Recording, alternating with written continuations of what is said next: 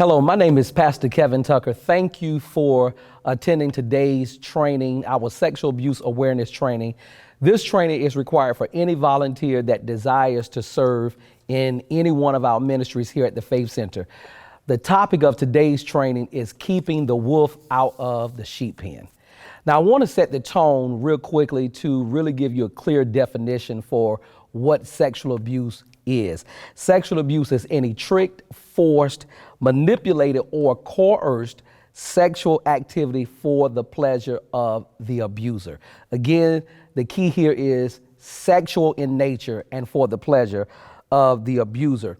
The end goal, one of the reasons why we are really doing this training is because we want to make sure that we are able to identify the predator before they have access to the victim, hence keeping the wolf out of the sheep pen.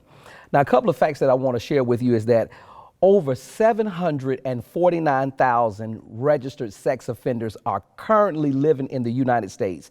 In fact, according to the National Center for Missing and Exploited Children, the number of victims for a male abuser prior to prosecution, so male abusers who have molested boys typically average 150 victims, and abusers who molest girls typically average 52 victims. Here in the United States, the average first offense of a convicted sexual offender is 13 to 14 years of age, and the average of criminal prosecution, the average age for criminal prosecution for a convicted offender is 30 to 40 years of age. And again, this is because most victims do not tell until adulthood if they ever decide to tell. So typically starts around the age of 13 when they're convicted, but the criminal offense will happen later on in the age of between the ages of 30 and 40 years old.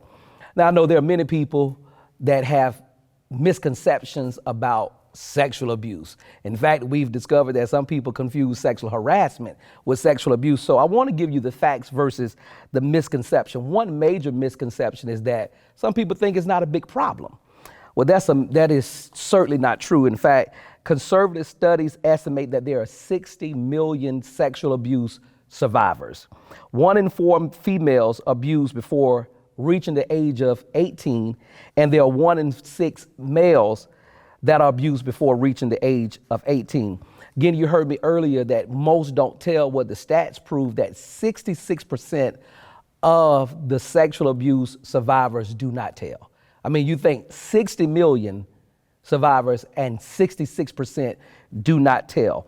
And sexual abuse, is not limited to your race or socioeconomic background.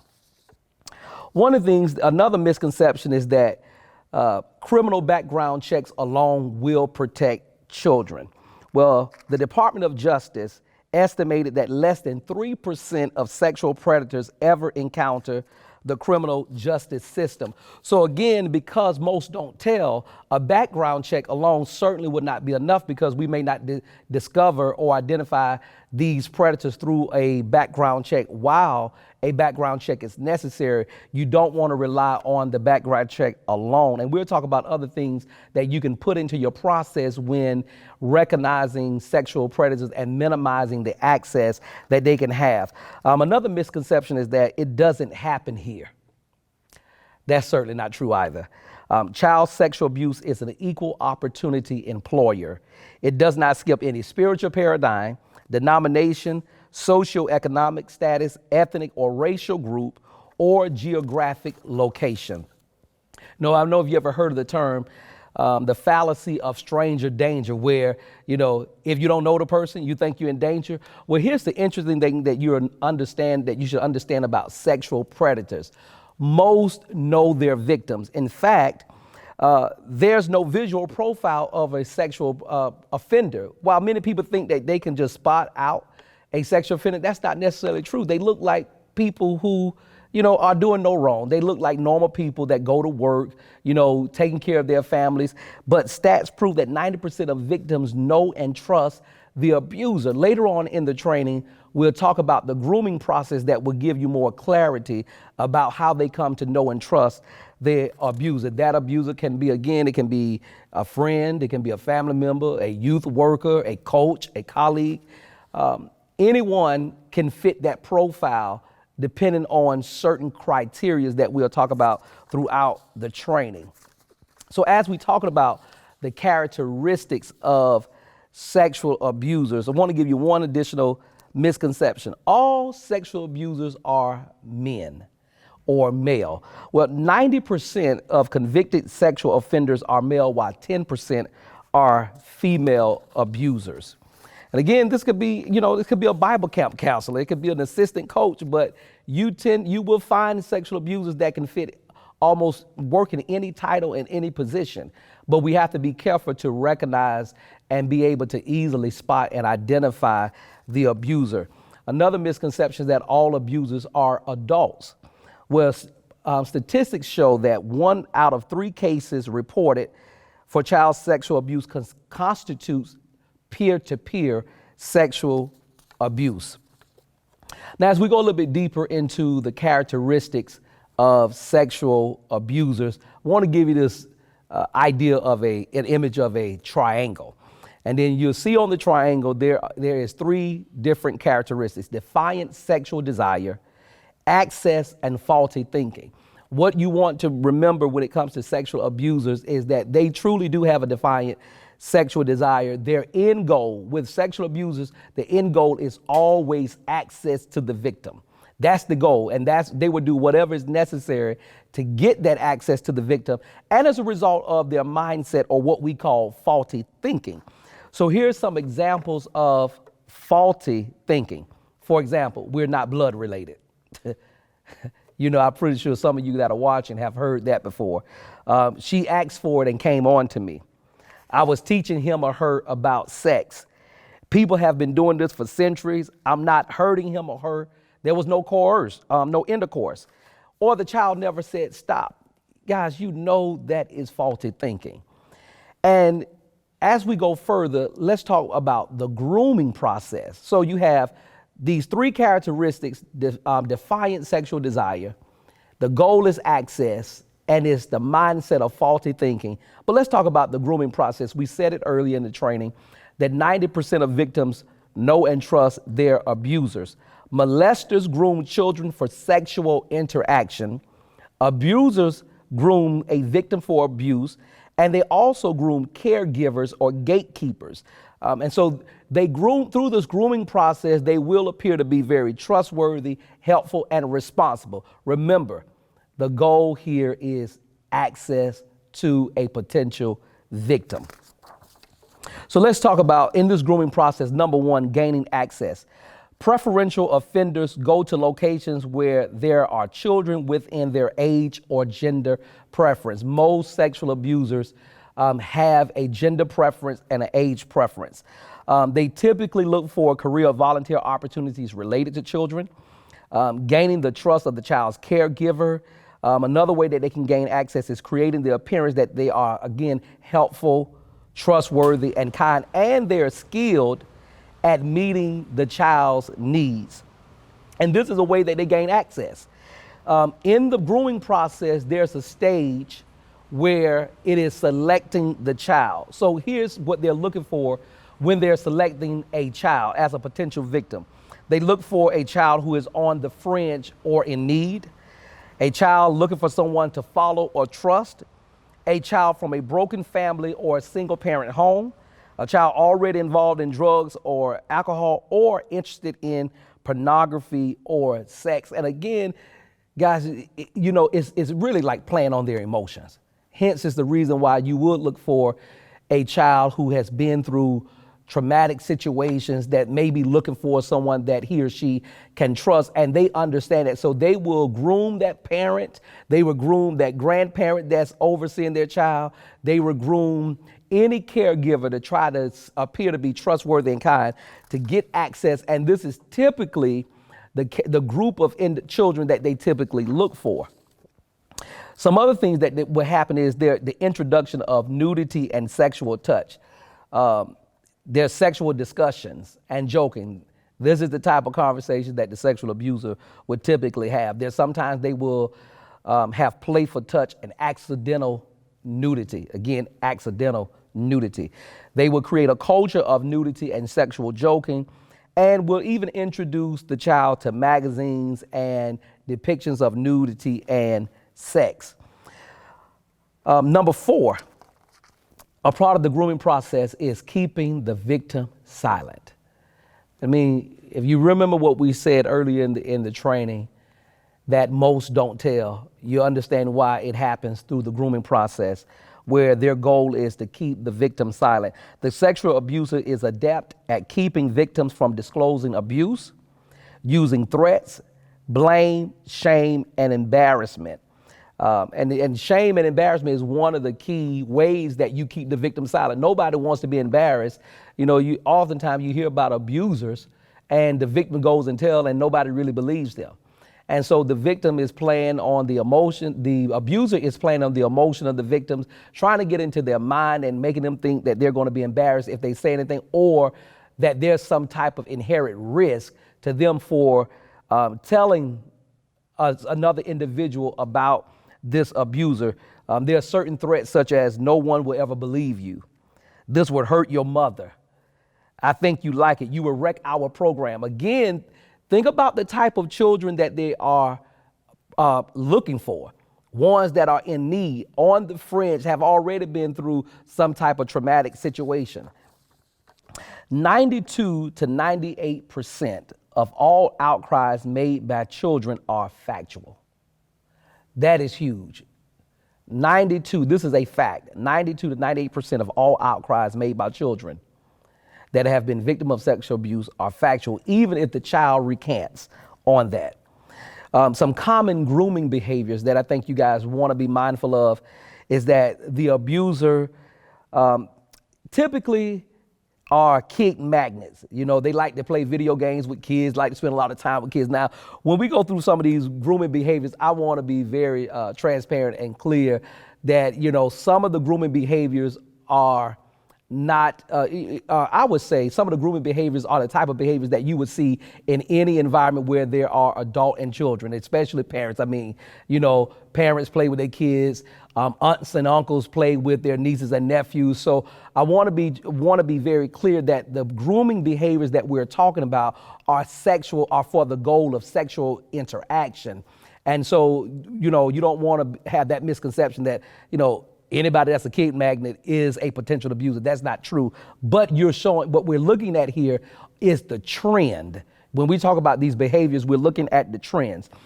Gift giving. They typically give gifts. This is a way to create engagement and get the child to trust them. They give gifts. They're looking for repeated time alone with the same child. They're very touchy with children. Again, you know, as a parent, we're touchy with our children. Family members are, you know, that's human nature. But again, you're looking at what type of touch, you know, and again, when you think about the same child, they push boundaries and break the rules, such as introducing them to porn, drugs, etc. Playful, but again, inappropriate touching. And so those are some of the things that you want to be mindful of when you are identifying a potential sexual abuser. Now, there are methods that you can reduce the risk for sexual abuse in our church, in your programs, or around you. Know the requirements for the appropriate supervision in your program. That's number one. Number two, we want to maintain sufficient ratios of trained adults to children. You know, here at the Faith Center in our children's ministry, you know, we take all of our volunteers through a very extensive training and background check application process, etc. And there are also cameras in all of our classrooms and our common spaces. You want to foster a culture of communication where people are free to share information. They're not afraid to be truthful and transparent and honest. And we want to create and enforce clear physical and verbal boundaries, which our volunteers, you know, we take them through that type of training as well. You want to avoid at all costs unmonitored one-to-one interaction between a single child and adult. For example, anytime that we have to advise a child or counsel a child, we'll typically do it in an area such as the library where there's all open windows, etc. So we want to make sure, and then there's another step that we'll take where we'll invite another leader to the conversation just for accountability as well too. So these are ways that we can minimize the risk of sexual abuse. And we want to be careful that we do not allow special privileges or gift giving from a single adult. And there are absolutely, when it comes to sexual abuse, there's absolutely no secrets. When in doubt, you need to report it to a supervisor, and we'll take the appropriate steps to assess that particular situation. Now, when it comes to peer-to-peer sexual abuse, here's some common things that you want to be aware of when it talks about the imbalance of power. Typically with peer-to-peer sexual abuse, the age difference is more than 3 years. So for example, you may have a 12-year-old victim and a 15-year-old abuser. As an example, you may notice that there will be economic differences. And then, what we've also learned that there are children with disabilities that are at a higher risk for peer-to-peer sexual abuse. There are places where the abuse for peer-to-peer can easily increase, and those are any place where clothes can come off. That's a swimming pool, locker room, bathroom, any place where clothes can come off can increase the risk of peer-to-peer sexual abuse. Any place that is less easily seen and any activity less closely supervised. These are critical, and that's another reason why it's important for us here at the Faith Center to have the appropriate amount of trained adults overseeing our children and our youth. Now, what do you do if a child reports sexual abuse and how to respond to that type of report? Number one, you want to listen and respond calmly. Be sensitive to vague and partial disclosures. Ask open-ended questions, not questions that make assumptions. We really want to be careful here to make sure that we avoid shaming questions that place blame on the victims. Report to a supervisor immediately. Report to the authorities when appropriate. And again, I'm going to reiterate this, guys. There are no secrets. There are just some things that cannot be kept confidential. And so when a child comes to you and reports any incident of sexual abuse, it must be reported to the appropriate individuals immediately. Here I want to talk about the impact that sexual abuse has on children. There are short-term impacts and there are long-term impacts. Some of the short-term indicators of child abuse are sudden weight change, disinterest in activities previously enjoyed, difficulty walking or sitting, itching in genital or anal areas, startled by normal or physical touch. That could just mean a pat on the back. I mean, have you ever seen someone that you may, maybe seen an incident where someone was touched, which we would consider a normal touch, but for whatever reason, they cringe or, are very, very uncomfortable. That can be a sign that there might have been some type of form of abuse. Another indicator is sexualized play with toys, playing with themselves or others, explicit drawings and descriptions that demonstrate unusual knowledge of sex. Remember, this point right here refers back to the abuser introducing them to nudity, sex, pornography. So they may have, at this age, they may have a more greater knowledge of the topic of sex. Some long-term indicators of sexual abuse is depression.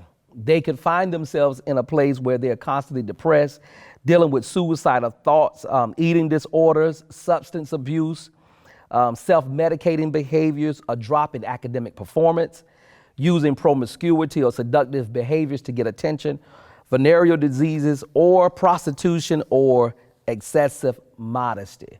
So these are some of the impacts. This is why it's so important that we do this training and make sure that no one person is responsible, but as a collective group of people, that all of us can be aware and knowledgeable in how to spot and identify sexual abusers. We want to avoid these type of impacts to our children and our youth.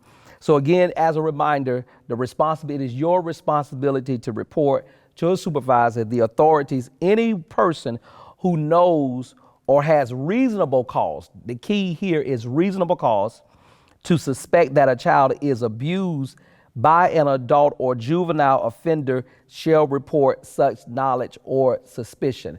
And again, guys, we're talking about what takes place here on the campus of the Faith Center at our church. We do not get involved in, what happened in the home. We can address that in a separate conversation and, get the right individuals involved in that. But we're speaking specifically of sexual abuse acts that take place here at the Faith Center. When in doubt, make sure you report. Now, here at the Faith Center, we have a 5-part safety system. A part of that safety system is our sexual abuse awareness training that is required for all staff and volunteers, which you guys are currently attending now. There's a skillful screening training that we do and take all of our youth and children volunteers through. We have appropriate background checks when necessary. Our policies and procedures are tailored to avoid the risk of sexual predators, and we ensure that there's consistent monitoring and oversight. Now, there have been common civil claims and a number of civil claims against churches and organizations as a result of sexual predators and offenders. 4 common reasons for civil claims are negligent training. This is the reason why a lot of organizations and churches have been sued, because they have not trained. Hence, it's the reason why we are making sure that we are providing training to every single staff and volunteer that serves here at the Faith Center. There's been negligent supervision.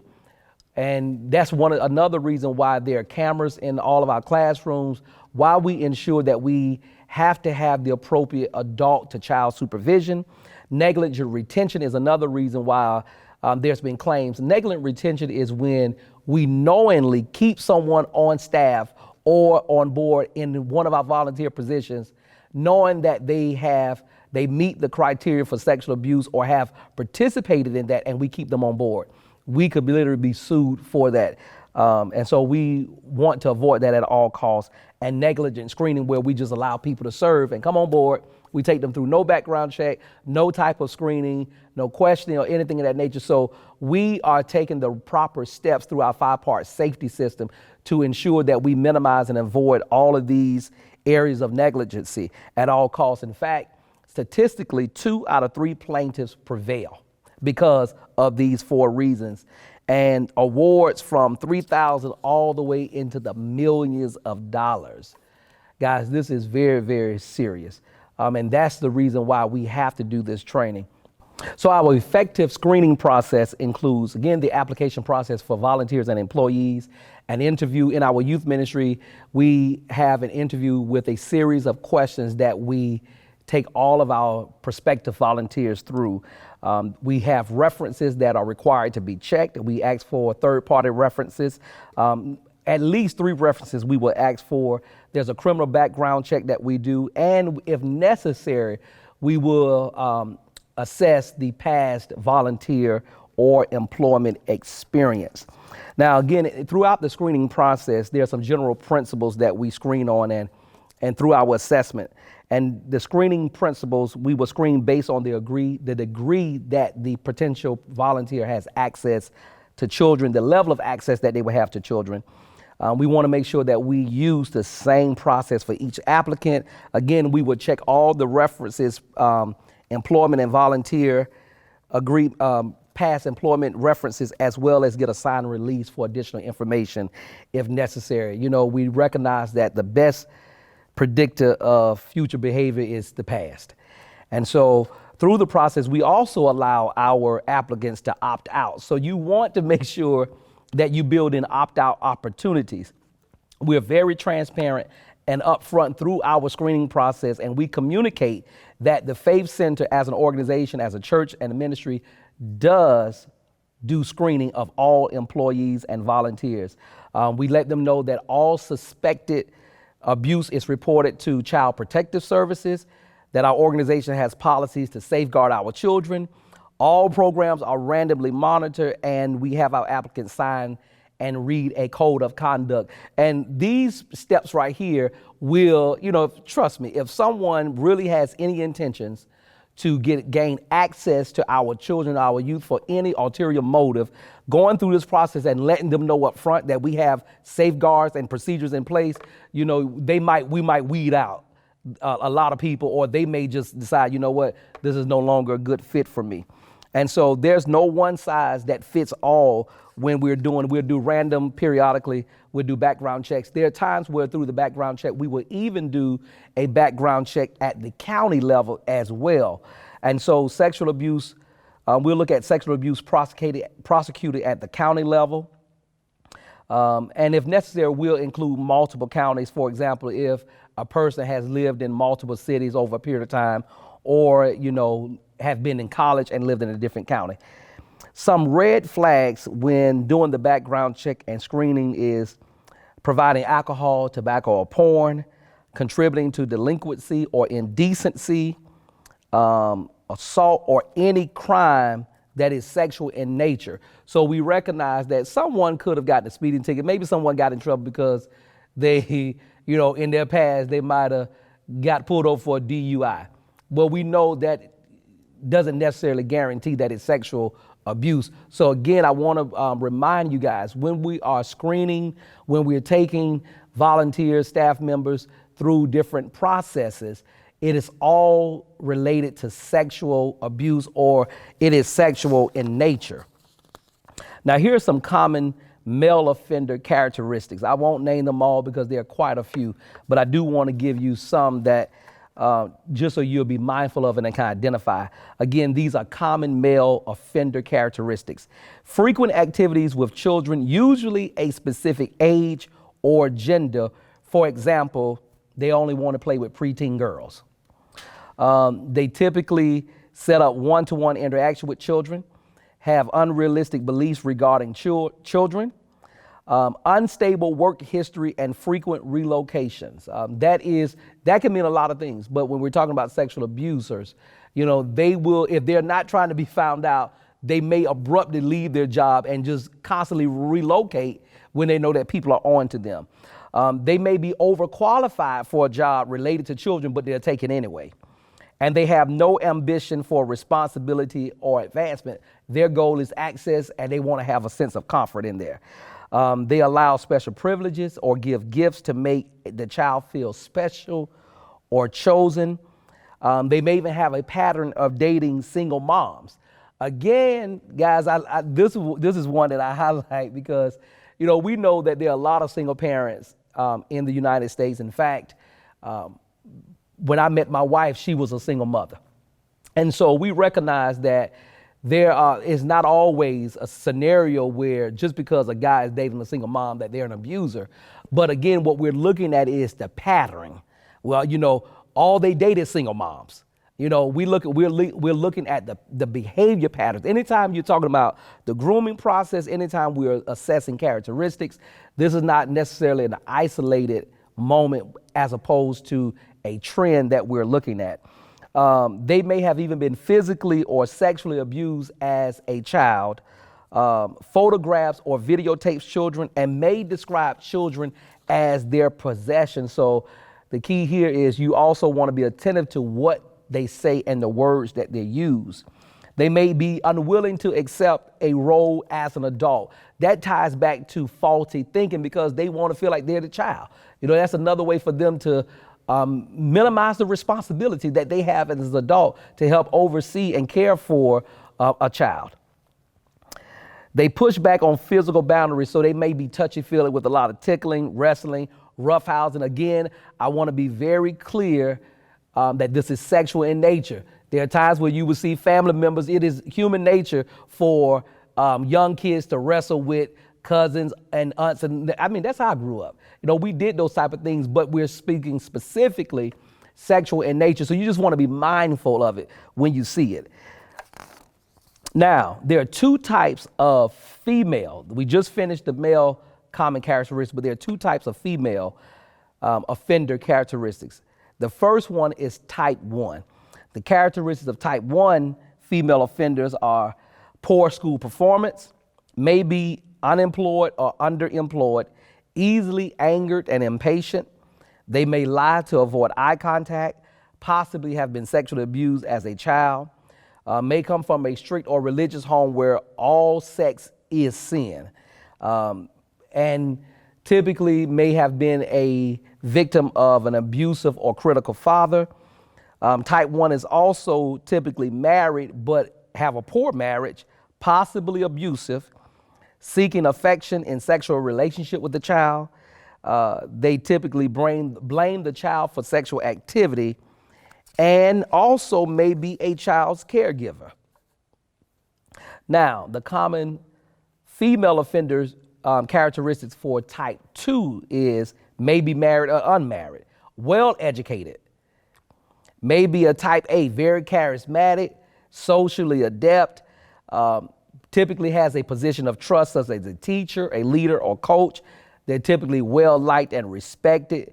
And type 2 female abusers are generally at least twice the age of the victim, and they will pursue a male or female victim.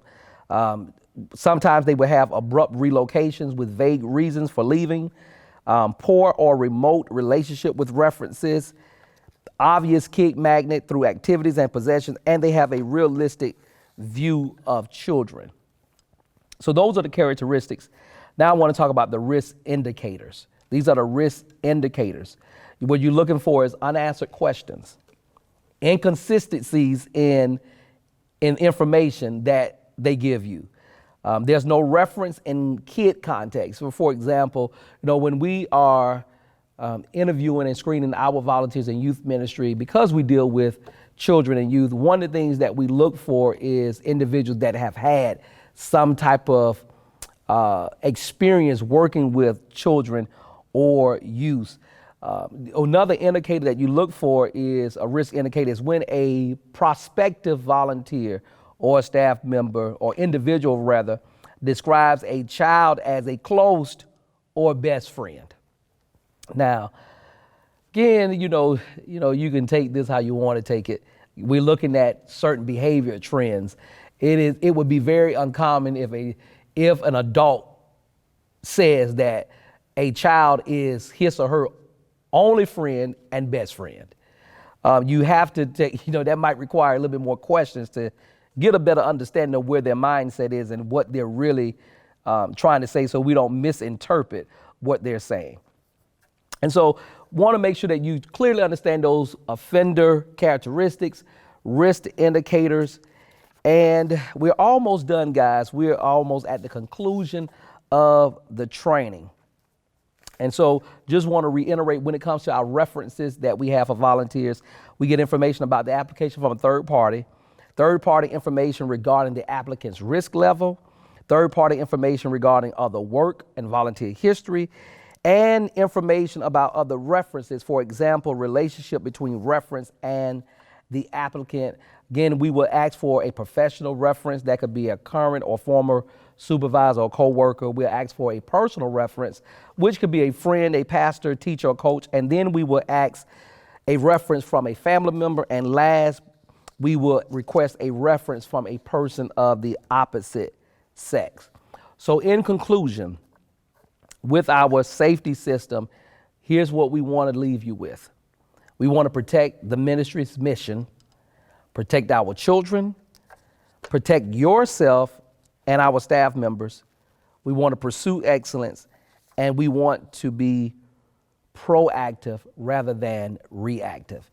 And that is what this training empowers us with. This is really a training that is designed and has been designed to educate you and inform you so that you're better equipped to recognize potential sexual offenders. Again, their goal is to gain access, and we want to prevent them from having access to any of our children or youth. When in doubt, make sure that you report. Now, there are a few individuals here at the Faith Center, if and sexual abuse incident is reported. There are a few individuals, that information will be up on the screen in just a second. We want to make sure that we observance or incidents must be reported, not investigated. It is not our responsibility to investigate what is happening or what took place. The only responsibility that you have is to report it. Any and all observances or incident should be reported on the date of the occurrence and to the following faith representative only.